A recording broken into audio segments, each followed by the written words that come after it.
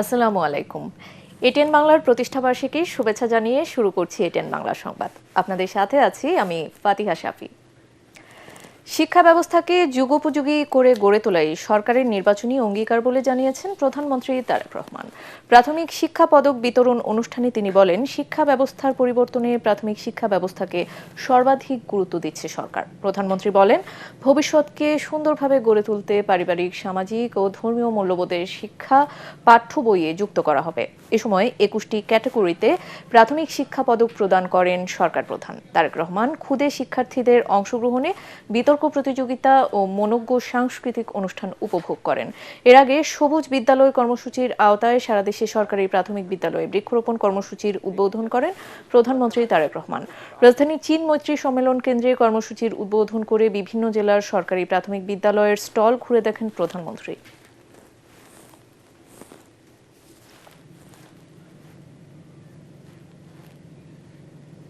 আমরা যদি আমাদের ভবিষ্যৎকে সুন্দরভাবে গড়ে তুলতে চাই, তাহলে আমাদের যেগুলো ভ্যালুজ আছে, আমরা অনেক সময় খুব দুঃখজনক কিছু কিছু বিষয় দেখি বিভিন্ন জায়গায়, কিন্তু আমরা সকলে মিলে যদি সচেষ্ট হই, বিশেষ করে প্রাইমারি স্কুলের শিক্ষক যারা আছেন, আমরা যদি তাদের সহযোগিতা পাই, তারা যদি আমাদেরকে সহযোগিতা করেন, নিশ্চয়ই তারা সহযোগিতা করবেন, তারা যদি এগিয়ে আসেন, তাহলে এই বাচ্চাদের মনে আমরা ভ্যালুস বা এথিক্স যেগুলো আছে সেগুলো আমরা তাদের মনের মধ্যে দিতে পারি। তাদের 29 পার করে 30 বছরে যাত্রা শুরু করলো দেশের প্রথম বেসরকারি satellite television channel ATN Bangla.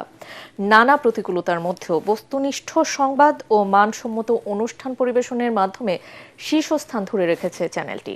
এমনটাই জানিয়েছেন এটিএন বাংলা ও এটিএন নিউজের চেয়ারম্যান ডক্টর মাহফুজুর রহমান। এই দীর্ঘ পথচলায় সংবাদ, বিনোদন, সংস্কৃতি ও সামাজিক দায়বদ্ধতায় অনন্য ভূমিকা রেখে দর্শকদের আস্থা অর্জন করেছে এটিএন বাংলা। মনির হোসেন তপুর রিপোর্ট।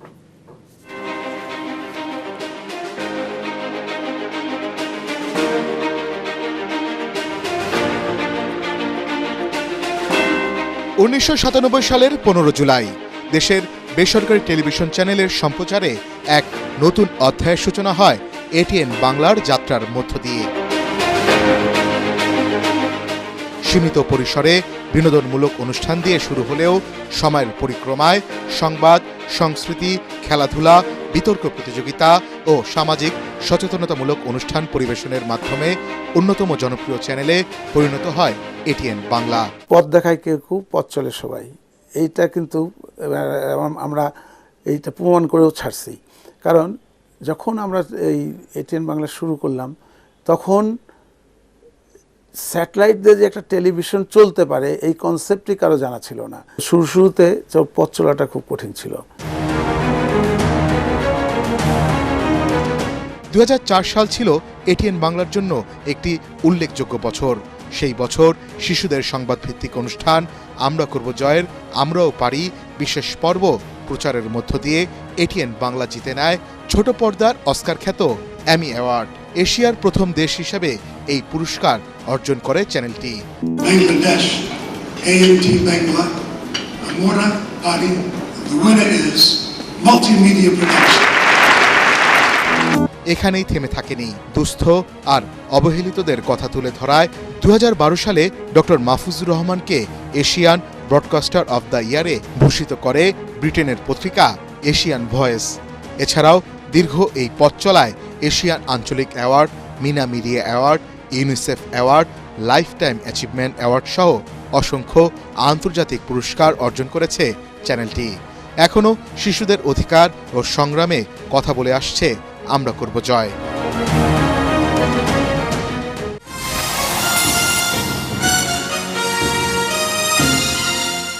দীর্ঘ এই 29 বছরের যাত্রায় সংবাদ পরিবেশনে বস্তুনিষ্ঠতা, দেশীয় সংস্কৃতির বিকাশ এবং নতুন প্রতিভা তুলে ধরতে গুরুত্বপূর্ণ ভূমিকা পালন করছে চ্যানেলটি। সঙ্গীত, অভিনয়, নৃত্য সহ বিভিন্ন ক্ষেত্রে নতুন শিল্পী তৈরির পাশাপাশি গুণীজনদের আজীবন সম্মাননায় সম্মানিত করার ধারাও অব্যাহত রেখেছে এটিএন বাংলা।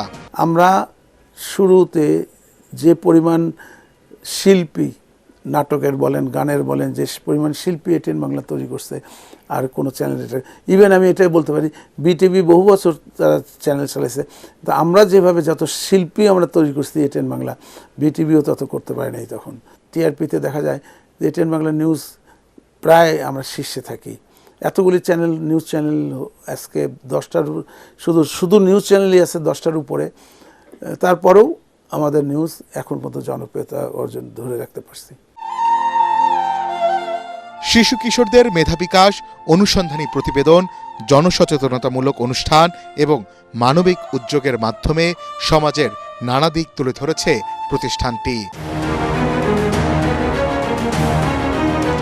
জাতীয় ও আন্তর্জাতিক অঙ্গনে বিভিন্ন সম্মাননা অর্জনের মধ্য দিয়ে দেশের গণমাধ্যমকে বিশ্ব দরবারে পরিচিত করেছে এটিএন বাংলা।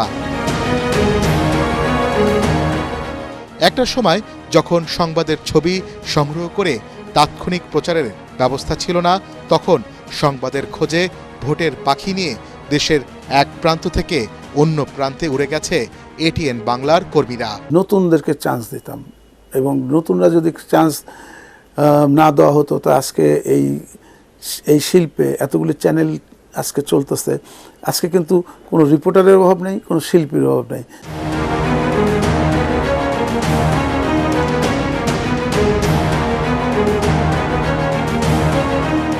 শুধু সংবাদ প্রচারেই নয়, দুর্যোগ, দুর্বিপাক, মানবিক সংকট ও সামাজিক উদ্যোগে সবসময় মানুষের পাশে দাঁড়িয়েছে চ্যানেলটি। সব নিউজকে প্রাধান্য না দিয়ে আমরা সেজন্য নিউজের জন্য আমরা এক্সক্লুসিভ কিছু নিউজ আমরা দেখাবার চেষ্টা করি, এবং আমাদের এটিএন বাংলায় প্রতিদিনই কোনো না কোনো এক্সক্লুসিভ নিউজ আমাদের থাকে, যে কারণে এখন আমরা ওই এতগুলি নিউজ চ্যানেলের মাঝেও আমরা জনপ্রিয়তা অর্জন করতে পারছি এবং আমাদের জনপ্রিয়তা ধরে রাখতে পারছি। তার কারণই হচ্ছে যে আমাদের এই এক্সক্লুসিভ নিউজগুলোর জন্য। ক্রীড়াঙ্গনের প্রসারেও অবদান রেখেছে এটিএন বাংলা। ফুটবল, হকি, কুস্তি, ব্যাডমিন্টন সহ বিভিন্ন খেলা সরাসরি সম্প্রচারের মাধ্যমে উৎসাহ জুগিয়ে আসছে দীর্ঘদিন ধরে।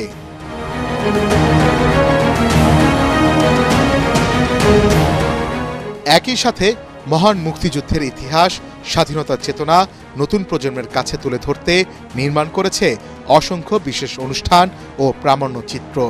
জাতীয় গুরুত্বপূর্ণ ইস্যুতে দায়িত্বশীল সাংবাদিকতার ধারাবাহিকতা বজায় রেখে গণমানুষের আস্থার প্রতীক হয়ে উঠেছে এটিএন বাংলা।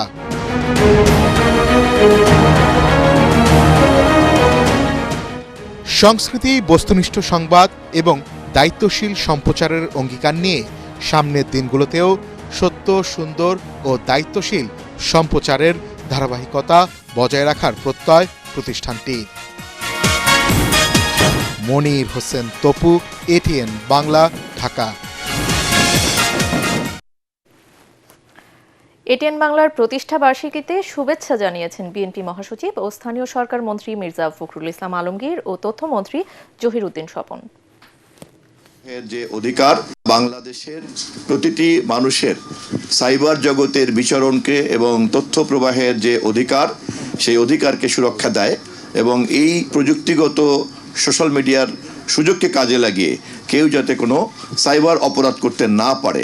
একই সঙ্গে এই জগতে যে সমস্ত টেক জায়ান্ট আছে তাদের যে ইন্টারেস্ট, সেটাকেও আমরা সুরক্ষা দেওয়ার চেষ্টা করব। এটিএন বাংলাও তার যে ভূমিকা, গণতন্ত্রকে প্রাতিষ্ঠানিক রূপ দেওয়ার যে ভূমিকা, সেই ভূমিকা তারা আগের মতোই অক্ষুণ্ণ রাখবেন, এবং অগণিত দর্শক শ্রোতা তাদের যে আশা আকাঙ্ক্ষা সেগুলোকে তারা পূরণ করতে সক্ষম হবেন। আমি এটিএনের পরিচালনার চেয়ারম্যান মাহফুজুর রহমান সাহেব এবং আমাদের যারা এখানে কলাকুশলী আছেন, কর্মকর্তা আছেন, তাদের সকলকে আন্তরিক ধন্যবাদ এবং কৃতজ্ঞতা জানাচ্ছি। পরবর্তী সংবাদ দেখার আমন্ত্রণ জানিয়ে এখনকার মতো শেষ করছি। আর এটিএন বাংলার সংবাদ ইউটিউবে দেখতে ব্রাউজ করুন youtube/ATN Bangla News। ধন্যবাদ।